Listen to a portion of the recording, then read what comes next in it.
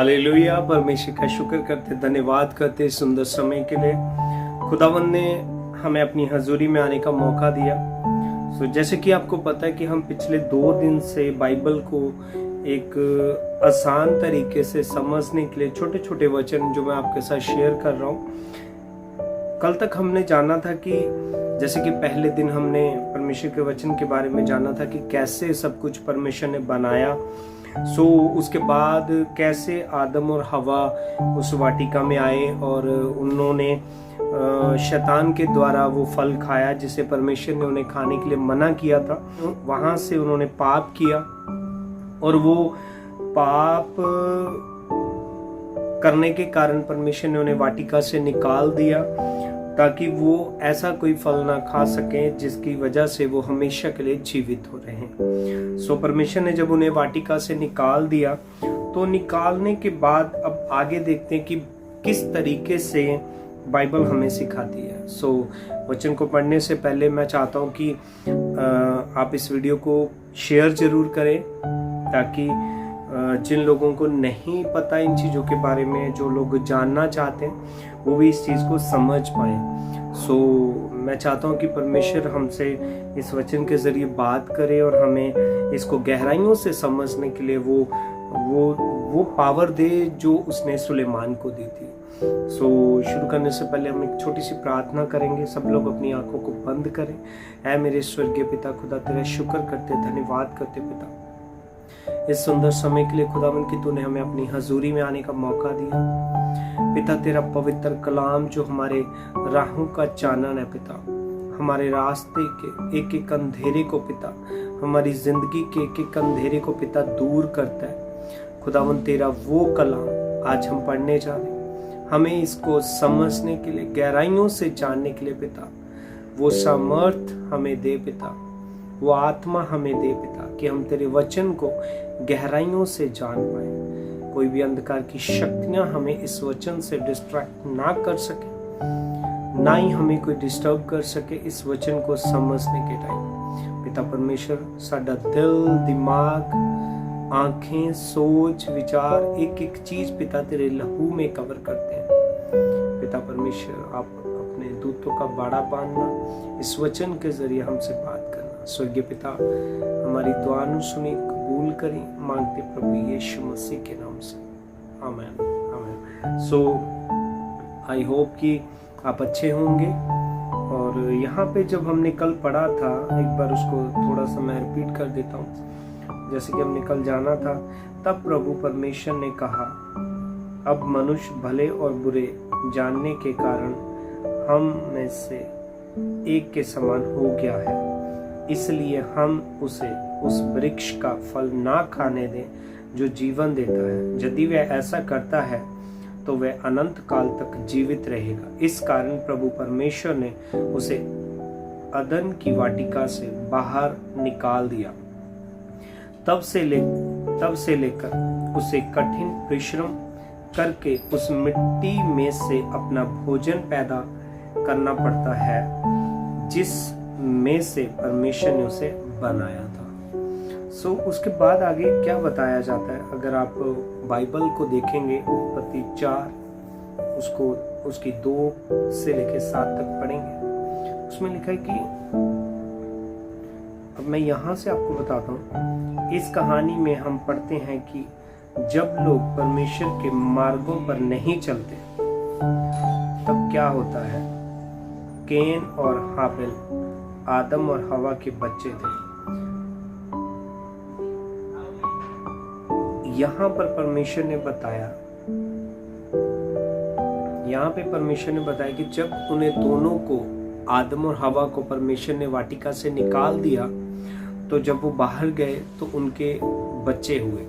अब उनमें से 2 बच्चे थे। जब आप परमेश्वर की आज्ञा के ऊपर नहीं चलते तो किस तरीके से आपकी लाइफ चलती है, क्या होता है, क्या जिंदगी में काटना पड़ता है, वो हम यहाँ पढ़ेंगे। उनके 2 बच्चे थे, एक का नाम था हाबिल, दूसरे का नाम था केन। तो यहाँ पे हम देखते हैं कि आदम और हवा के 2 जो बच्चे थे, हाबिल और केन, जो हाबिल था वो एक चरवाहा था। वो जैसे अपनी भेड़ों को चारता था, ठीक है, उसमें जो उस टाइम पे होते थे भैंसें, जो भी होता था, वो अपनी भेड़ों को चारता था। और जो केन था वो एक किसान था। एक दिन केन परमेश्वर को भेंट चढ़ाने के लिए अपने खेत की उपज ले आया। जो केन था, जो किसान था, उसने अपनी खेत की जो फसल थी उसमें से जो परमेश्वर का हिस्सा उसने निकाला, वो चढ़ाने के लिए परमेश्वर के पास लेके गया। और जब वो परमेश्वर के पास भेंट चढ़ाने के लिए लेके गया अपने खेत की उपज, हाबिल अपनी भेड़ों में से एक का पहलौठा बच्चा भेंट के लिए लाया। जो हाबिल था वो भी गया। उसने क्या करा, उसने अपनी भेड़ों में से जो पहलौठा था, जैसे जो भेड़ों का एक, जैसे भेड़ होती है तो उन भेड़ों का जो सबसे पहलौठा होता है, एक लाइक दिस, एक जेठा, एक जो बड़ा बेटा, उसको वो लेके गया भेंट चढ़ाने के लिए। उसने उसे मार कर उसका अच्छा हिस्सा प्रभु को दे दिया। उस पहलौठे बच्चे को उसने मारा और मारने के बाद उसका जो अच्छा हिस्सा था वो उसने परमेश्वर को दिया, भेंट चढ़ाया। प्रभु हाबिल और उसकी भेंट से प्रसन्न था। जो हाबिल का परमेश्वर ने देखा कि जो हाबिल लेके आया, परमेश्वर उससे काफी प्रसन्न हुआ कि ठीक है, इसने अच्छी चीज लाया है ना। उस टाइम पे ऐसा ही होता था, मतलब अगर आप पुराने समयों में देखोगे तो बलियां दी जाती थी, तो उसी तरीके से हाबिल ने भी दिया। और जब हाबिल ने दिया तो प्रभु परमेश्वर उससे काफी खुश थे, उसकी भेंट से काफी प्रसन्न था परमेश्वर। परंतु वे केन और उसकी भेंट से प्रसन्न ना था। लेकिन प्रभु केन ने जो चढ़ाया अपनी खेत की उपज, उससे प्रसन्न नहीं था। अब यहाँ पे केन की भेंट से परमेश्वर प्रसन्न नहीं हुआ, इसलिए केन बहुत क्रोधित हो गया। तब प्रभु ने केन से कहा, तू क्यों क्रोधित हो रहा है? उस वक्त जब वो केन क्रोधित हुआ तो परमेश्वर ने देखा कि ये क्रोधित है, तो परमेश्वर ने उससे कहा कि तू क्यों क्रोधित है? तूने ठीक वस्तु भेंट नहीं चढ़ाई, इसीलिए तू अप्रसन्न है। परमेश्वर ने उसे कहा कि तूने ठीक वस्तु नहीं चढ़ाई, इसीलिए तू अप्रसन्न है। पाप तुझे पकड़ने पर है, पाप तुझ पर प्रबल होना चाहता है, परंतु तुझे पाप पर प्रबल होना है। मतलब परमेश्वर ने उसे बता दिया कि जो चीज तूने मुझे चढ़ाई है उससे मैं प्रसन्न नहीं हूं, है ना। अब ऐसा क्यों था? क्योंकि जिस वस्तु को उसने चढ़ाया परमेश्वर को वो अच्छी नहीं लगी, ठीक है। तो परमेश्वर उसे कह रहा था कि तू क्रोधित ना हो, क्योंकि अगर तू क्रोधित हो रहा है तो पाप तेरी जिंदगी में एंटर करने वाला है, और तुझे पाप को एंटर नहीं करने देना, पाप को अपने ऊपर हावी नहीं होने देना, तूने खुद पाप के ऊपर हावी होना है और यहाँ पे प्रबल होना है। यहाँ पे परमेश्वर ने उसे बताया कि परंतु तुझे पाप पर प्रबल होना है। अब ये चीज बोलने के बाद अगर आप आगे पढ़ते हैं उत्पत्ति 4 उसकी 8 से लेकर 16 तक, उसमें आप देखो, एक दिन केन ने अपने भाई हाबिल से कहा, आओ हम बाहर खेतों में चले। आपने देखा कि जो हाबिल था वो एक चरवाहा था, हाबिल एक चरवाहा था और केन एक किसान था। केन ने अपने भाई से कहा, आओ हम बाहर खेतों में चले। जब वे वहां पहुंचे, केन ने अपने भाई को मार डाला। केन जो कि किसान था, उसने अपने भाई को मार डाला।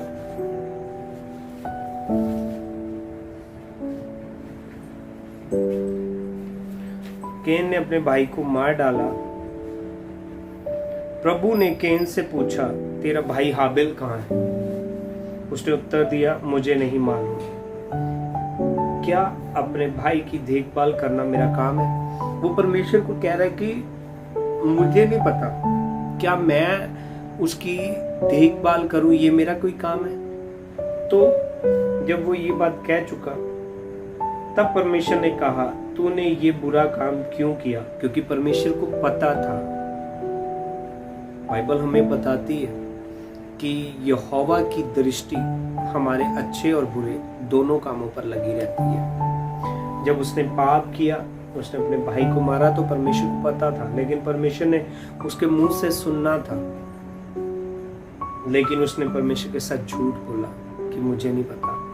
तो परमेश्वर ने उसे कहा कि तूने ये काम क्यों किया, ये बुरा काम क्यों किया? तेरे भाई की हत्या का दंड तुझे अवश्य मिलेगा। परमेश्वर ने उसे कहा कि अगर तूने आज हत्या की है तो ये नहीं कि इसका तुझे दंड नहीं मिलेगा, इसका दंड मिलेगा। तू अब श्राप के अधीन होगा, तू कुछ भी उत्पन्न ना कर सकेगा। तूने अपने भाई को मारा है, इसलिए भूमि तेरे लिए फसल नहीं उपजाएगी, तेरा कहीं कोई घर नहीं होगा। केन ने प्रभु से कहा, ये दंड मेरे लिए बहुत भारी है। तू मुझे भूमि पर से और अपने पास से दूर भगा रहा है। यदि मेरा कोई घर नहीं होगा तो कोई भी जो मुझे पाएगा मुझे मार डालेगा। उसने कहा, परमेश्वर ने उसे श्राप दिया कि तेरी जिंदगी में श्राप होगा, तेरी जिंदगी में तू सुख की नींद कभी नहीं ले पाएगा, तू बेचैन रहेगा, तुझे ये चीज हमेशा सताएगी कि तूने पाप किया, तूने गुनाह किया। तो परमेश्वर ने कहा कि तू कभी भी जो कुछ तू बीजेगा, तू कभी भी उसको काट नहीं सकेगा, तू कभी भी अच्छी फसल नहीं उगा सकेगा, ना तेरा कभी कोई ठिकाना होगा। तो उसने परमेश्वर को कहा कि परमेश्वर, तू मुझे ऐसी सजा ना दे। अगर मेरा कोई घर नहीं होगा, मैं इधर उधर घूमता फिरूंगा, तो लोग मुझे देखेंगे और मार देंगे। तो जब उसने ये चीज देखा, जब उसने ये परमेश्वर से कहा, परंतु प्रभु ने कहा, जो तुझे मारेगा मैं उसे दंड दूंगा। परमेश्वर ने उसे कहा कि जो तुझे मारेगा मैं उसे दंड भी दूंगा। परमेश्वर ने उसे ये भी नहीं कहा कि मैं तुम्हें छोड़ ही देता हूं, नहीं। परमेश्वर ने कहा, जो तुझे मारेगा मैं उसे दंड दूंगा। इसलिए प्रभु ने दूसरों को चेतावनी के लिए केन को एक चिन्ह दिया कि वे उसे ना मारे। केन प्रभु से दूर चला गया।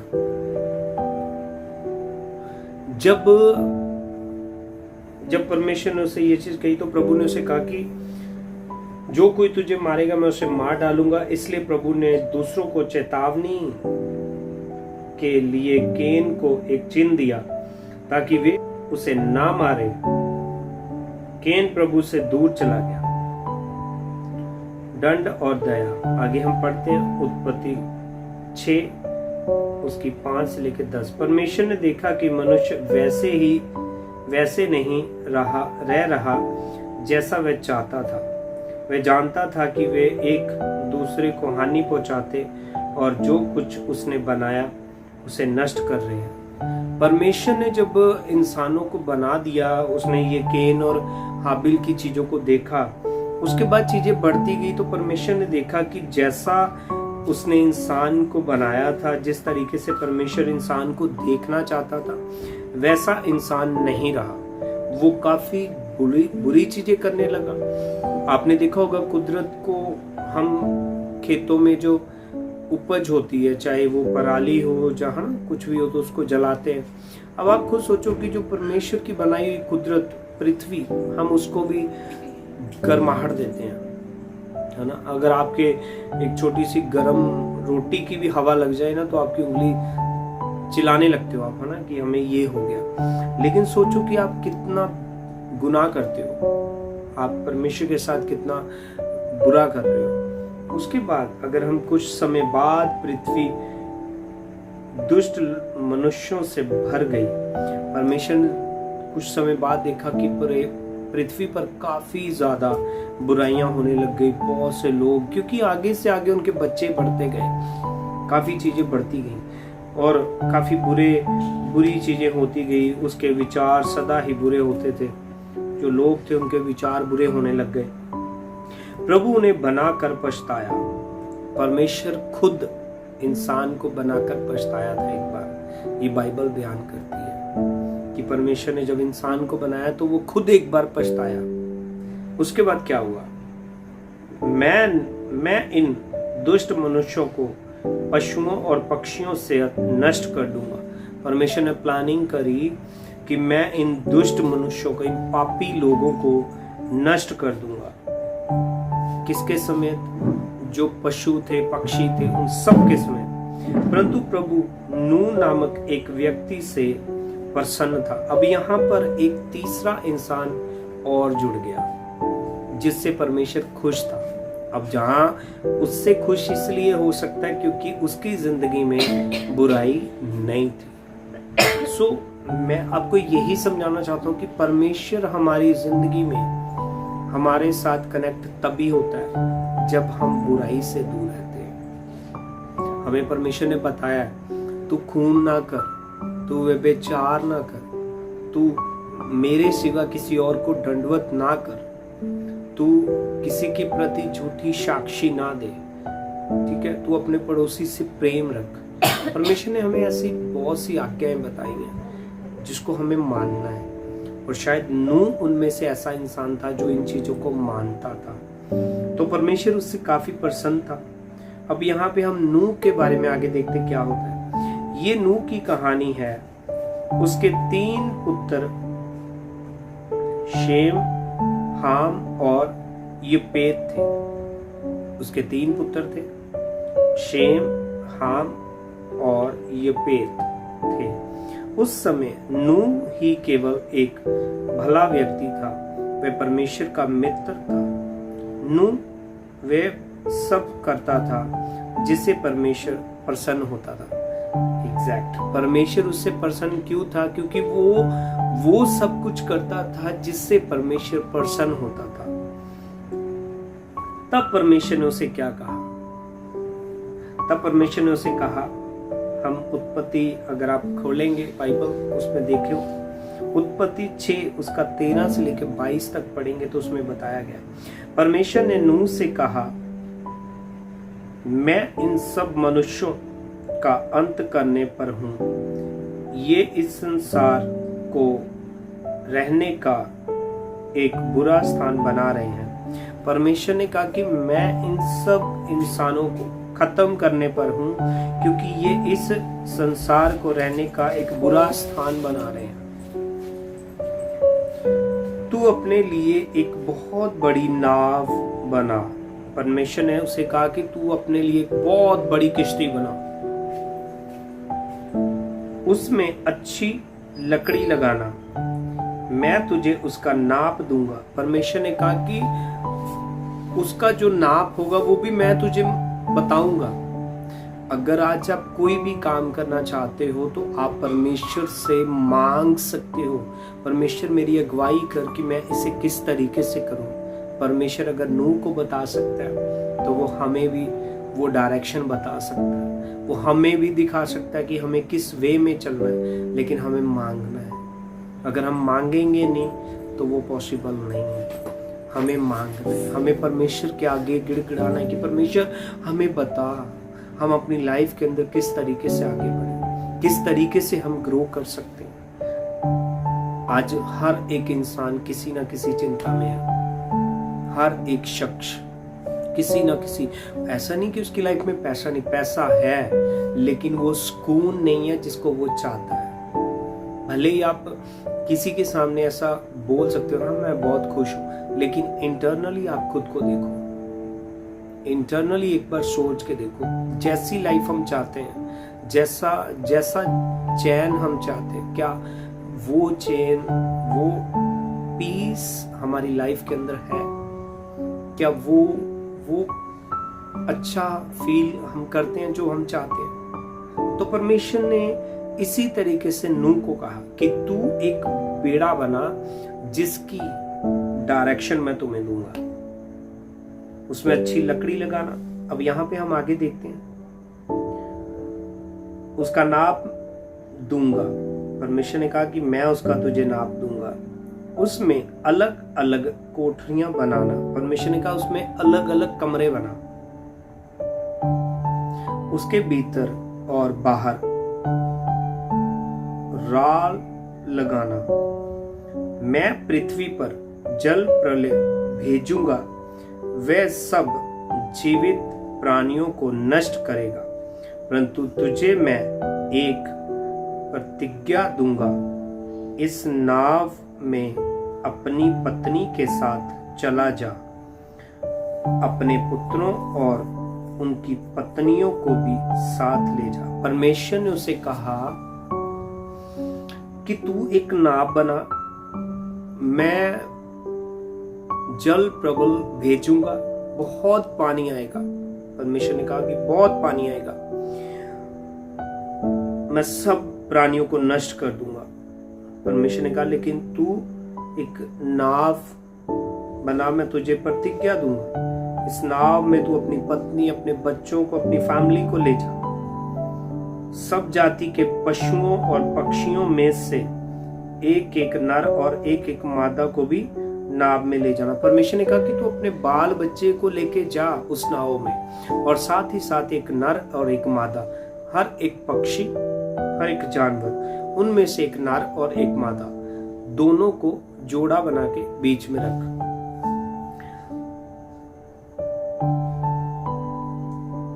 सब प्रकार का भोजन लेकर अपने लिए और सब पशुओं के लिए एकत्र करके रखना।